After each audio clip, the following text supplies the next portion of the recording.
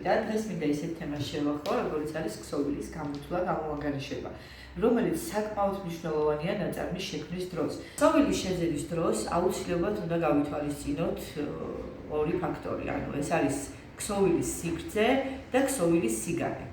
სიგანე ეს არის სტანდარტული მოცემულობა, რომელსაც ფაბრიკა გვაძლევს და დღევანდელ რეალობაში ეს არის 150 სანტიმეტრი.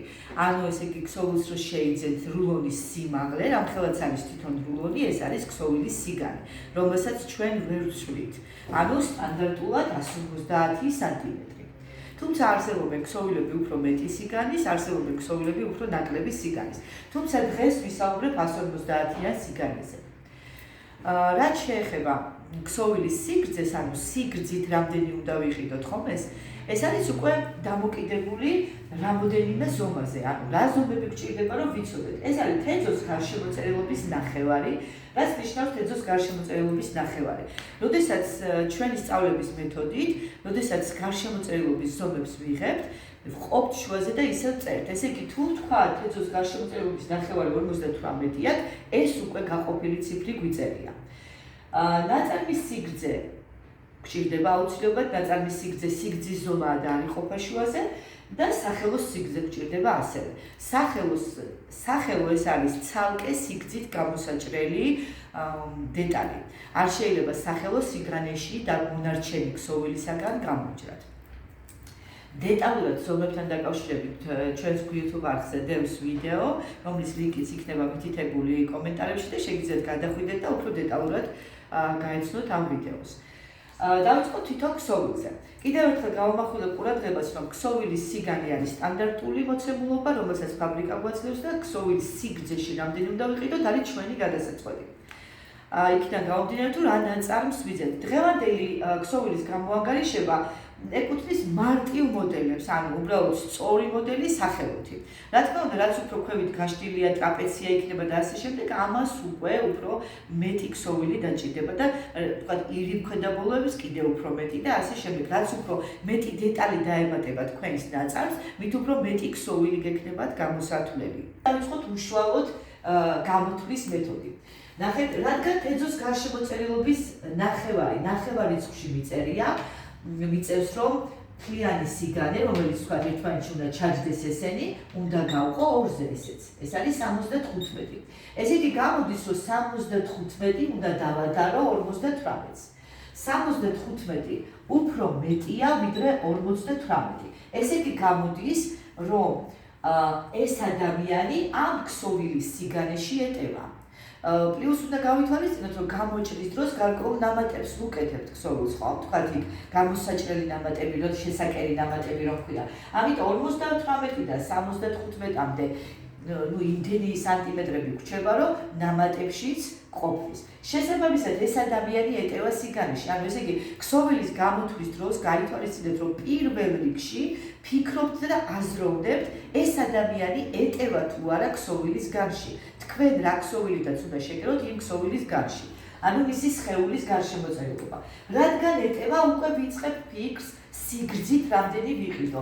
ჭირდება 110 სანტიმეტრი, ეს არის ქვედაყვის ნაწარმის სიგრძე, ეს კაბა იქნება პირობით. შემდეგ სახელოს სიგრძე, აუცილებლად, იმიტომ რომ წერა დავნიშნე, რომ სახელო ცალკე სიგრძით უნდა გამოჭრათ. და დამატებული ამას 30 სანტიმეტრი აუცილებელი ნამატი. ეს 30 სანტიმეტრი არის აუცილებელი ნამატი იმისათვის, რომ ჩვენ ვიმუშაოთ. ნახეთ, 110 ეს არის ზუსტი სიგრძე, რაც უნდა იყოს გამზადებული. მას ნამატები ჭირდება იმისათვის, რომ შემოვკეცოთ, მხარი გადავკეროთ, ხო? 58 ეს არის ზუსტი ზომა სახელოს სიგრძის.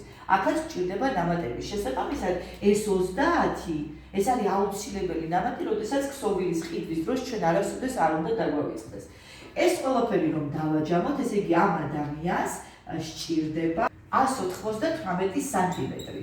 არსებობს უფრო პატარა გაგიანი ქსოვილები, მაგალითად განვიხილოთ 120 სანტიმეტრის სიგანი.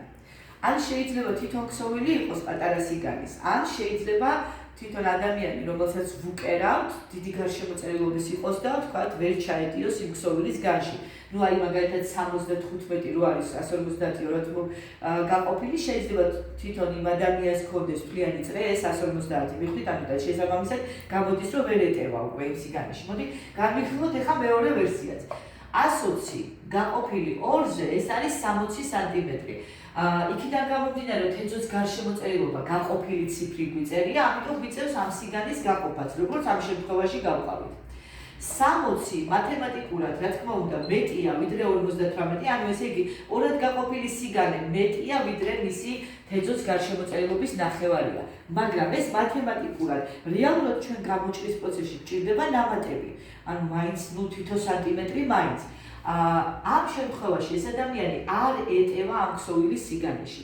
რა ხდება ამ დროს? ანუ უარს არ ვიძახით იმაზე, რომ ვთქვათ, რადგან ქსოვილის სიგანეში არ ეტევა ეს კონკრეტული ადამიანი, უარს არ ვიძახით იდეაზე, რომ ეს ნაწარმი უნდა შეიქმნას. ამ შემთხვევაში მივმართავთ ასეთ ხელს.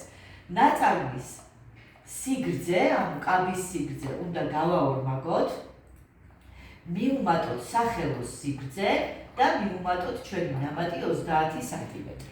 ამ შემთხვევაში ამას დაემატება 100 სანტიმეტრი, მხოლოდ 100. ნახეთ, მთლიანად ეს კი არ გაორმაგდება, რადგან არ ეტევა ადამიანი, არამედ მხოლოდ ნაწარმის სიგრძე.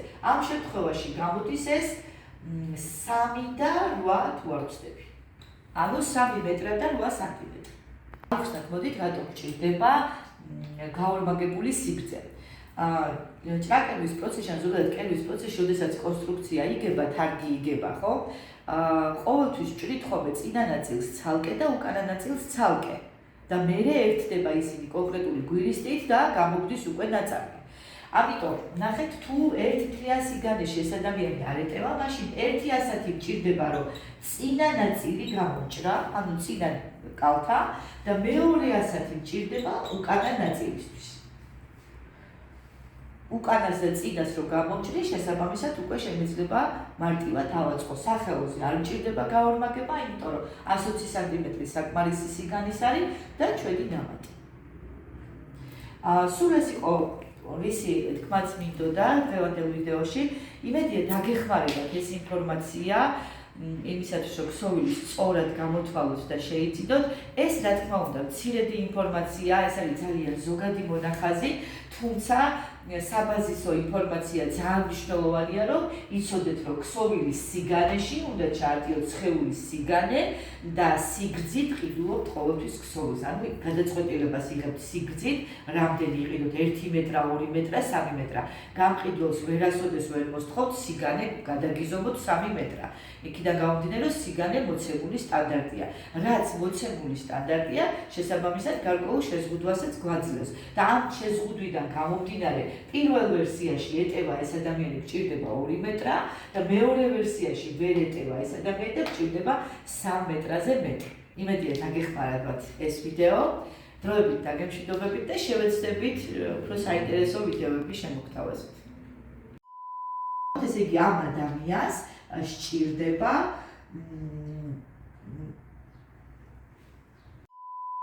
მათემატიკურად სწორად არის 100, 220, 278, ხო, კი. ამ ეტაპზე დაგემშვიდობებით, რომ ხო. ანუ ამ თემით არა.